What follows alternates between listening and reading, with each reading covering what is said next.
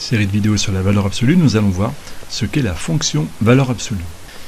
Eh bien, soit f, la fonction définie sur R par f de x égale à la valeur absolue de x, il s'agit donc de la fonction valeur absolue.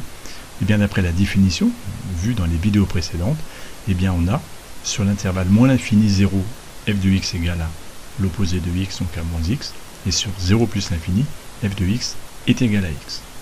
De cela, on déduit de façon évidente que f est strictement décroissante sur moins l'infini 0, puisque la fonction à qui x associe moins x est décroissante, c'est une fonction affine de coefficient directeur moins 1 négatif, alors que sur 0 plus l'infini, la fonction valeur absolue est croissante, puisqu'elle est égale à la fonction affine de coefficient directeur 1, une fois x.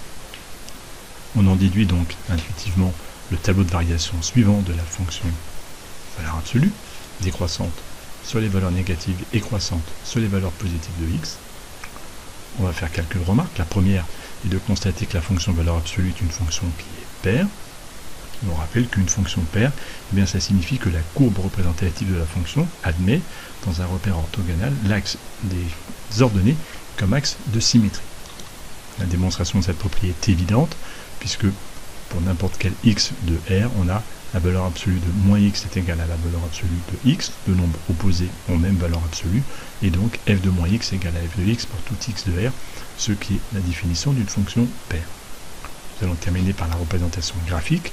La courbe de la fonction f coïncide sur moins l'infini 0 avec la demi-droite d'équation y est égale à moins x, et sur l'intervalle 0 plus l'infini avec la demi-droite d'équation y est égale à x. La représentation graphique est donc facile.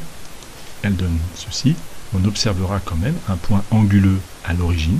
Ce point anguleux amènera une discussion dans un chapitre sur la dérivabilité, puisque la courbe représentative de la fonction valeur absolue a une grosse difficulté en ce point-là. Cette vidéo est terminée.